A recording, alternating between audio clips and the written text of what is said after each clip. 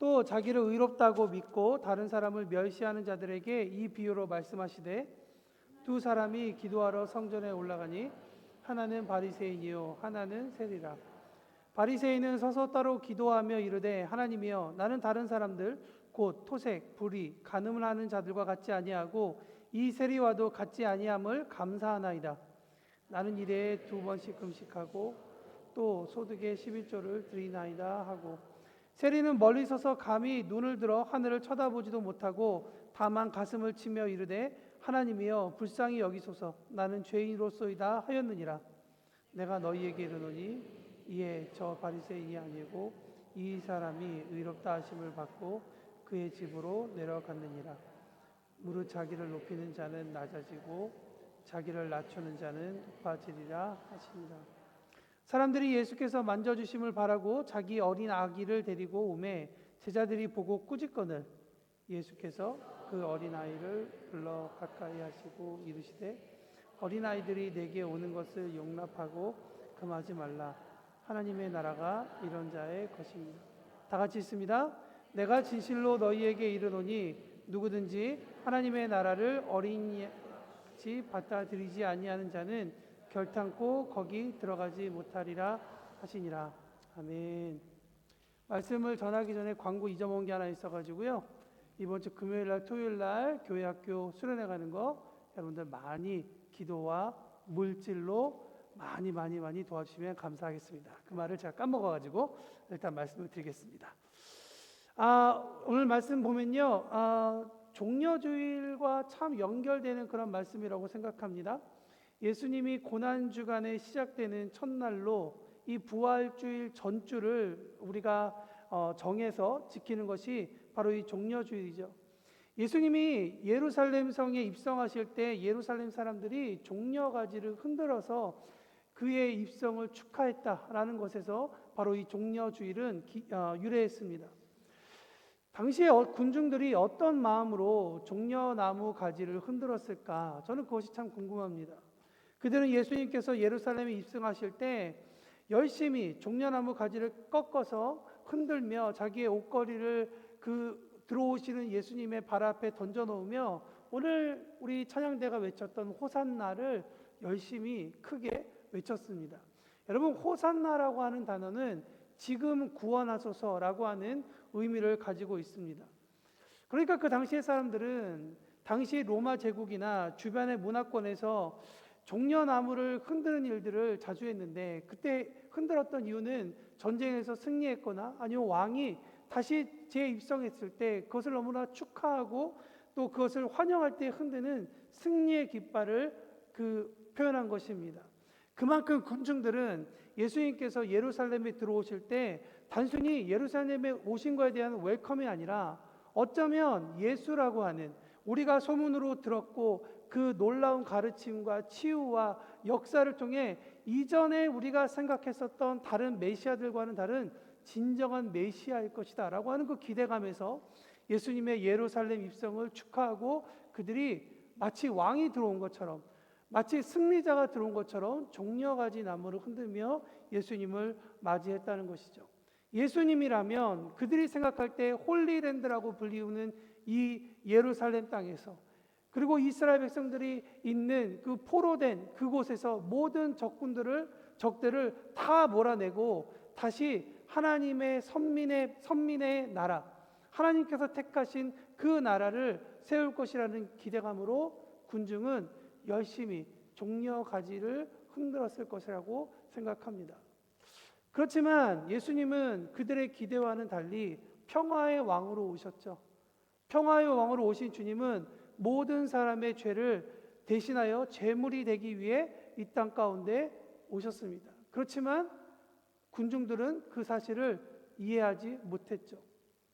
자신들이 생각하는 정치적 혁명이 일어나지도 않았고 실망감이 일어났고 또 여기에 여러 종교 지도자들의 모함과 거짓 정보들이 뒤섞여서 결국에는 종려가지 나무를 흔들었던 손은 차가운 손가락질로 변해버렸습니다. 그리고 그들의 환호는 예수님을 십자가에 못 박으라는 모욕의 외침이 되었습니다. 호산나라는 절규가 십자가에 못 박으라는 분노로 변한 현장이 바로 이 우리가 기념하고 있는 종려 주일에 있는 일어난 일이라 할 수 있을 것입니다.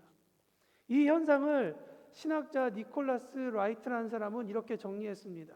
군중들이 예수님을 환영한 이유에 대해서는 하나님의 통치가 아니라 하나님께서 자신들이 원하는 정치적인 야망을 이루어 주기 바랬기 때문이라고 합니다.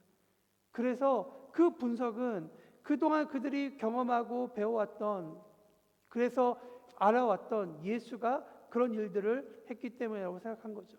군중은 예수님이 자신들과 똑같이 정의롭고 로마는 악하고 자기 나라를 괴롭히는 나라들을 다 원수로 보고 물리쳐 주기를 바라는 기대감에서 예수를 영접했다, 예수를 환영했다라고 이야기합니다.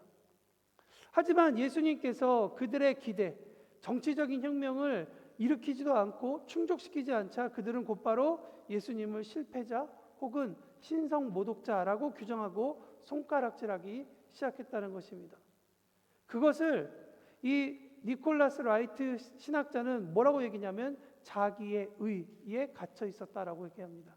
self righteousness, 자기의 의에 갇혀 있는 상태. 여러분, 오늘 본문을 시작하면서 성경은 우리에게 그 당시의 군중과 똑같은 사람들을 우리에게 보여주고 있습니다. 바로 예수님의 비유 가운데 등장하고 있는 바리새인의 모습이죠.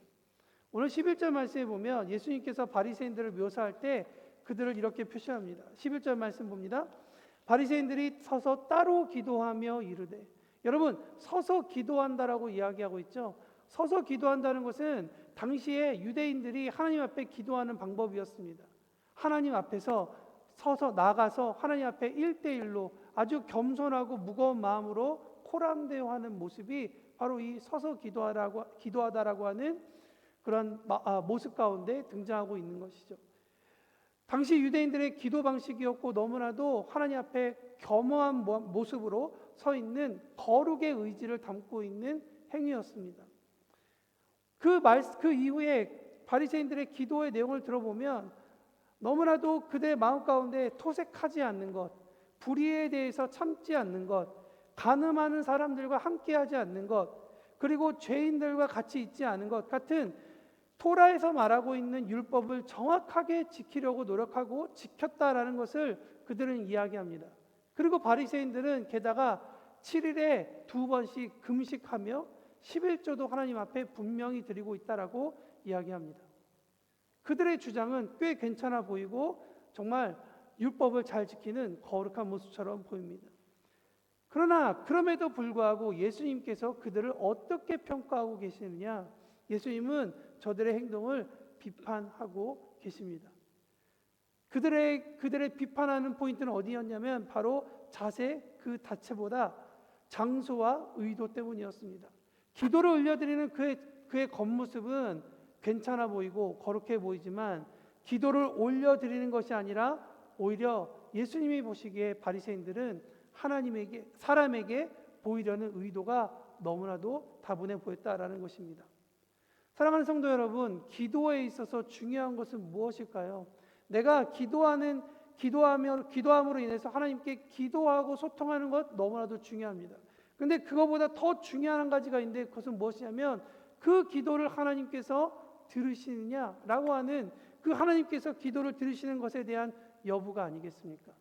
내가 열심히 기도했는데 하나님께서 그 기도를 들으시지 않는다면 그 기도는 아마 우리가 말하는 이 공기 중에서 사라지는 어떤 소리밖에 되지 않을 것입니다.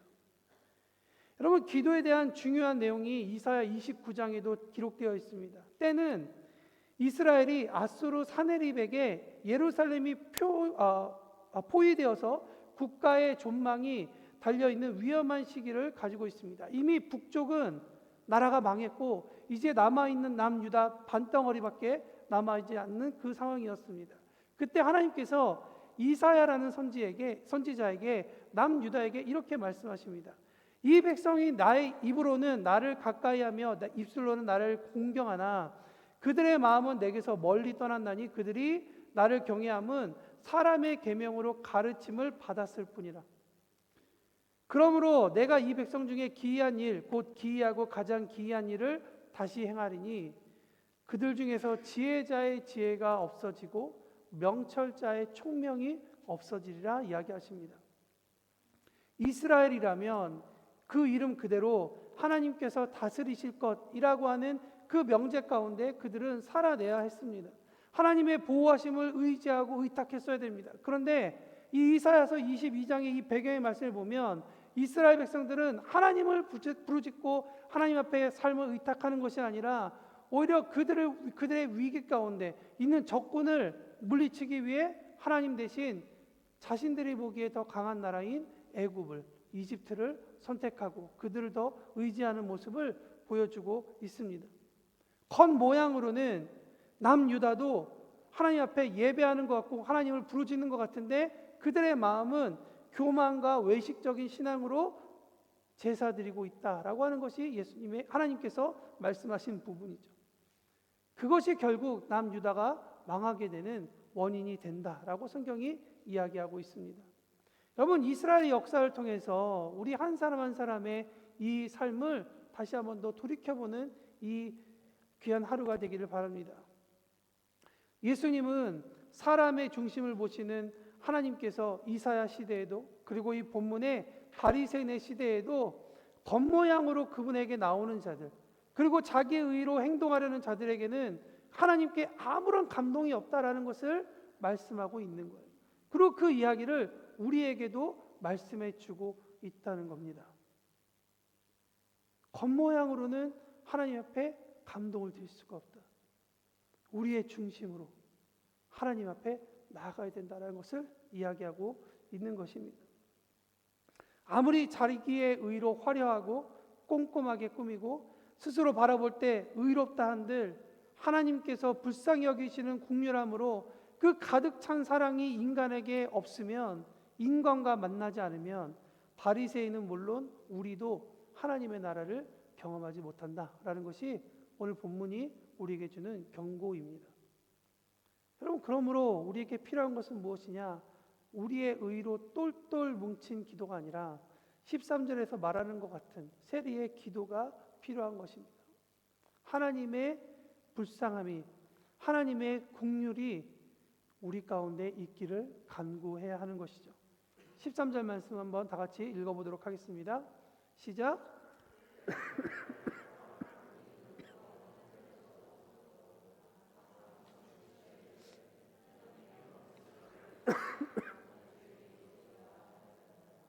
아멘. 여러분, 세리가 말한 나는 죄인이로소이다 하는 말은 그냥 그 원어 자체를 그냥 투박하게 번역하면 내가 관역으로부터 벗어 있는 상태입니다라고 번역할 수 있어요. 내가 죄인입니다라고 얘기하는 것은 내가 당신께서 정하신 관역으로부터 벗어나 있습니다. 오늘 우리가 읽은 본문 말씀을 천천히 읽어보면 바리새인들의 기도는 마치 하나님과 동등한 위치에 있는 것처럼 보입니다. 나는 의롭습니다. 당신도 의롭고 나도 의롭습니다. 내가 당신과 커뮤니케이션 할 수 있는 그러한 자격이 있습니다 라고 이야기하는 것이죠. 그래서 하나님 앞에 코람되어 겸손하게 서야 되는 그 서는 자리가 오히려 그들의 교만함을 드러내고 있습니다. 그런데 세리는 하나님의 거룩함 앞에 자신의 추함을 깨닫고 하늘을 쳐다보지도 못하고 그저 가슴만 치고 있다라고 성경은 이야기하고 있죠. 세리는 토색, 간음과 같은 외부 행위뿐만 아니라 자신의 내면의 부패함을 직시했습니다. 그리고 자신에게는 하나님 앞에 나아갈 수 있는 그 어떤 의 하나도 없음을 하나님 앞에 고백합니다. 이 고백은 동시에 하나님께 나아가야 될 의, 즉 은혜를 구하고 있는 기도이기도 합니다.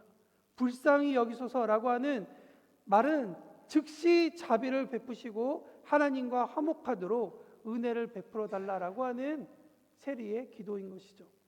여러분, 생각해 봅시다. 아무리 바리새인들이 율법을 지킨다 한들 24시간 거룩할 수 있을까요? 바리새인은 모든 일상에서 모든 순간을 성소처럼 거룩하게 살려고 노력하는 사람들입니다. 그래서 그들은 고여있는 물에 샤워하지 않습니다. 고여있는 물은 거룩하지 못할 수 있으니까 흘러가는 물 가운데 그들은 샤워합니다. 손이 어떻게 거룩한 것을 만지지 못하고 다른 것을 만들까 봐 손을 계속 씻습니다. 음식을 조심해서 먹습니다. 얼마나 그들이 간절하냐면 음식뿐만 아니라 음식을 담는 도구까지도 그들은 정결 예식을 하며 신앙생활하고 있습니다. 근데 여러분, 이것을 뒤집어서 생각해 보면 그들의 정결 예식이 끝나고 남은 다음 순간부터 다음 정결 예식이 이루어지기까지 이들의 삶은 그 정결을 유지하지 못한다는 거예요. 정결을 유지하지 못하기 때문에 그들은 계속 정결 의식이 연결된다는 것이죠. 그들의 삶을 잘라서 보면 그들에게는 의로운 순간이 있을 수는 있지만, 그러나 통으로 보면 그들의 삶은 의롭지 않다는 것을 그들 스스로가 정결 예식을 통해 계속 이야기하고 있음에도 불구하고 자신들은 정결하다라고 생각하는 것이 이 바리새인들의 가장 큰 문제였다는 것입니다. 만일 하나님이 그 바리새인들이 거룩하지 못한 순간에 오셔서, 부정한 순간에 오셔서 심판하신다면 과연 몇 명이나 바리새인들이 남아 있겠습니까? 성소의 거룩함을 흉내는 냈지만 성소의 주인이 되시는 하나님의 마음은 읽어내지 못하는 바리새인들의 모습을 보고 이 고난 주간을 통해서 우리가 한번 생각해 볼 것은, 나 역시도 그렇지 않은가? 나는 하나님 앞에서 어떤 마음으로 서고 있는가라고 하는 우리의 신앙을 체크해 봐야 한다는 것이죠. 그래도 주님 이만큼 드리죠, 그래도 주님 전 이만큼 했어요 라기보다 세례의 기도처럼 주님 이것밖에 안 돼요, 저는 주님의 긍휼이 필요합니다 라고 고백하는 것이 우리 가운데 필요하지 않을까 생각이 듭니다. 세례의 고백은 하나님의 긍휼의 옷을 입기를 원하는 간절한 기도이자 하나님의 은혜에, 하나님 나라에 들어갈 명분을 지금 구하고 있는 것입니다. 예수님은 자기 의가 아니라 하나님의 긍휼이 필요한 상태를 마침 그에게 다가오는 어린아이를 통해 심플하게 설명하고 있습니다. 15절부터 17절에 있는 말씀 한번 다 같이 읽어보도록 하겠습니다. 시작. 사람들이 예수께서 만져주심을 바라고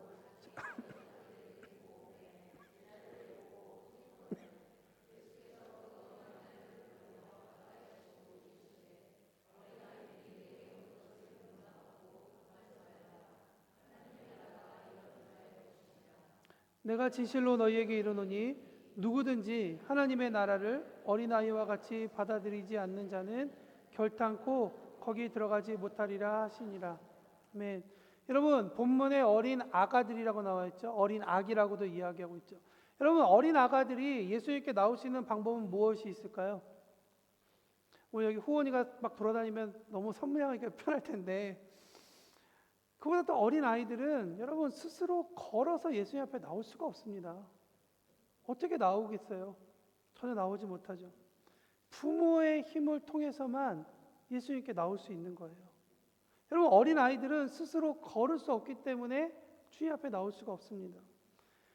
부모가 먹여주지 않으면 스스로 먹을 것을 찾아 먹지 못하기 때문에 그의 생명이 위험합니다. 그 생명이 위험에 노출되어 있다라는 것을 우리는 볼 수 있죠. 보호받지 않으면 스스로를 지켜낼 수 없는 존재가 어린아이라는 거예요. 여러분, 어린아이와 같지 않으면 천국에 못 들어간다는 게 그들이 뭐 너무나도 순진하고 착하고 이런 얘기가 아니에요. 우리가 어린아이와 같기 때문에 주님께서 우리를 보호하시고 주님께서 우리에게 긍휼을 베푸셔서 우리를 그의 나라로 이끌어 가신다는 그 사실을 기억하라는 거예요.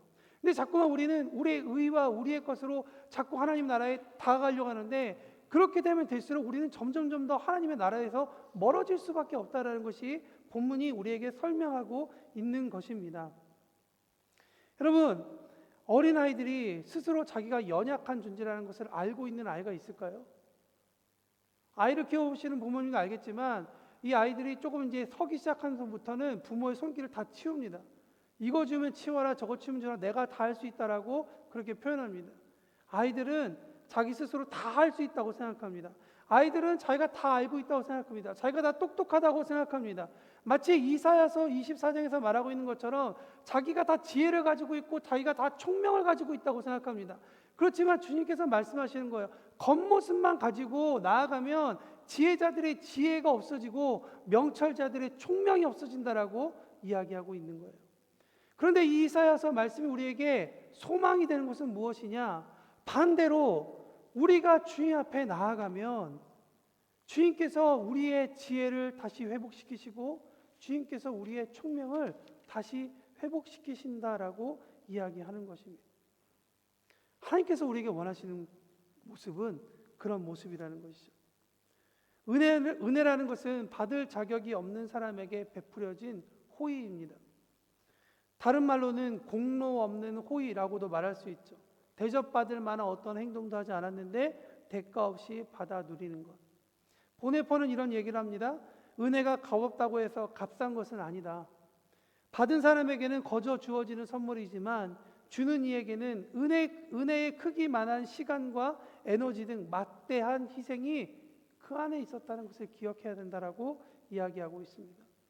그렇기 때문에 은혜를 받는 사람은 주는 사람의 위대한 희생을 기억해야 하는 것입니다. 우리는 또 예년과 같이 고난주간 한 주간을 지날 것입니다. 어쩌면 바빠서 이 고난주간 그냥 스르륵 지나갈 수도 있습니다. 그렇지만 올해의 고난주간에는 주님께서 우리에게 이 호산나를 외치는 사람들의 목소리와 바리새인의 이 기도의 이 메시지를 우리 교회에게 주시면서 지금 이 자리에서 주시면서 어떠한 삶을 생각해 보려고 하시는지 한번 그 뜻을 생각해 보는 저와 여러분이 되었으면 좋겠습니다. 주님의 희생과 주님의 은혜를 기억하며 이번 고난주간을 보내는 저와 여러분이 되기를 바랍니다. 그래서 주님의 그 큰 사랑으로 오늘을 살아갈 힘, 오늘을 견뎌내는 인내, 변화하려는 의지를 갖게 하는 하나님의 크신 도우심을 기억하고 받는 저와 여러분이 되기를 예수님의 이름으로 축원합니다. 여러분, 그렇기 때문에 오늘 성경은 우리에게 말하고자 하는 것이 더 분명해진다고 생각합니다. 저는 두 가지를 이야기하고 싶은데요. 하나는, 첫 번째는 바리새인의 문제는 다른 것이 아니라 자기 의로움 때문에 하나님과 동등해지려고 하고 하나님의 긍휼의 자리를 그들의 삶 가운데 남겨두지 않았다는 거예요. 여러분, 될 수만 있으면 하나님께서 여러분의 자리 가운데 오시도록 여러분을 내어드려야 됩니다. 긍휼의 자리로 내어드려야 됩니다. 나의 의로움을 내어버리십시오. 나의 의로움 때문에 다툼이 일어나고 나의 의로움 때문에 나의 지혜는 좁아지고 나의 해석 때문에 나의 총명은 닳아 없어지는 겁니다. 나의 것을 없애버리고 하늘의 것을 받아들이는 저와 여러분이 되기를 바랍니다. 또 하나, 이번 고난 주간에 우리가 생각할 것은 어린아이가 예수님 앞에 받아들여진 건 무엇을 해서가 아니라 부모에게 속해 있기 때문이라고 성경은 이야기하고 있죠. 여러분, 천국은 자격을 갖춘 자들의 전유물이 아니라 자격 없는 자들을 위한 피난처라는 사실을 기억하는 저와 여러분이 되기를 바랍니다. 서기관의 기도를 기억하는 저와 여러분이 되기를 바랍니다. 그래서 이번 한 주간 십자가를 바라보며 이렇게 질문해 봤으면 좋겠습니다. 예수님은 왜 십자가의 희생을 치르셔야 했는가? 그 대답은 저는 하나라고 생각합니다. 도저히 우리의 의로는 닿을 수 없기 때문에 그분께서 은혜가 되셔서 친히 이 땅 가운데 내려오셨다는 것이죠. 우리 안에 있는 바리새인들의 모습과 같은 꼿꼿한 허리를 꺾어내고 하나님 앞에 엎드리는 이번 한 주간 되기를 바랍니다. 또한 세리의 가슴치는 회개와 어린 아기들처럼 아무것도 할 수 없어 주님의 은혜만을 구할 수밖에 없는 빈손으로 주님의 손을 꼭 붙잡고 나아갈 수 있기를 바랍니다. 그래서 특별히 이번 한 주간 살아가며 우리의 모든 삶이 다시 한 번 더 주님의 그 깊은 사랑 가운데 빠져들기를 원합니다. 우리의 감정이 회복되기를 원합니다. 우리의 감사의 마음도 회복되기를 원합니다. 여러분, 하나님의 나라는 그런 곳이에요. 하나님이 계신 곳. 하나님께서 일하시는 것을 경험하는 것이 저는 하나님의 나라라 믿습니다. 죽어서만 가는 하나님의 나라가 아니라 이 땅 가운데 우리 숨이 있는 동안 하나님께서 경험케 하실 그 하나님의 나라를 경험하는 우리 모두가 되기를 예수님의 이름으로 축원합니다. 이 시간 다 같이 기도하시겠습니다. 우리 기도하실 때 주신 말씀에 따라 주시는 감동대로 기도해 주시죠. 그러나 한 가지 더 기도할 것은 주님, 우리의 모습이 이 고난 주간 동안 겸허하게 주님의 그 십자가 사랑을 기억할 수 있는 우리가 되게 하여 주십시오. 우리 멋대로 살아가는 자가 아니라 주님의 은혜를 기억하며 주님 앞에 받은 은혜를, 사랑을 다시 한 번 더 감사하는 우리가 될 수 있도록 도와주십시오. 우리 그런 마음으로 함께 기도하며 나아가겠습니다. 기도하시겠습니다.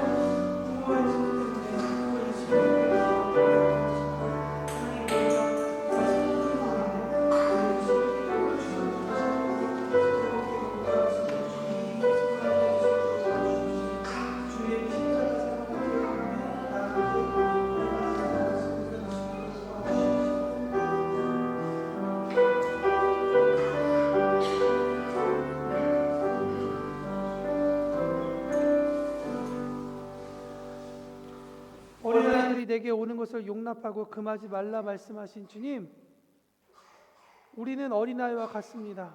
힘도 없고 지혜도 없고 아집만 있고 우리가 스스로 참 잘 살아간다라고 우리 스스로 착각하는 그러한 연약한 자들입니다. 우리 스스로 하나님 앞에 걸어오지 못하고 우리 스스로 신령한 것을 떠먹지도 못하는 그러한 너무나도 연약한 자들입니다. 그런데 주님, 성령님께서 우리의 보혜사가 되셔서 우리를 주님 앞으로 주님과 동행할 수 있도록 주께서 큰 은혜를 베푸셔서 하루하루 우리의 삶이 깨닫고 하나님 안에서 우리가 새로워질 수 있음을 고백합니다. 이것이 은혜요, 이것이 주님의 큰 사랑임을 다시 한번 더 고백합니다. 하나님, 특별히 이번 한 주간 주께서 우리를 위해서 죽으신 제물 대신 고난 주간을 지나가며 이러한 주님과의 사랑이 더 깊어질 수 있는 우리가 되게 하여 주십시오. 우리의 일터에서 새벽에 나아가서 운전할 때, 또한 우리가 가이드를 할 때, 또 우리의 그 삶에서, 집안에서 일을 하면서 그 모든 순간순간에 주님의 그 사랑을 다시 한번 더 깊게 경험할 수 있는 우리가 되게 하실 뿐만 아니라 그 사랑을 정말 감사하고 예배 드릴 수 있는 우리가 될 수 있도록 인도하여 주옵소서. 그래서 이번 고난주간은 다른 고난주간과는 다르게 더 깊이 더 주님을 알 수 있는 고난주간이 되게 하여 주옵시고, 우리를 얼마나 사랑하시는지, 우리를 얼마나 이뻐하시는지 정말 그 주님의 사랑을 경험할 수 있는 우리 모두가 될 수 있도록 인도하여 주옵소서. 감사드리며 예수님의 이름으로 기도합니다. 아멘.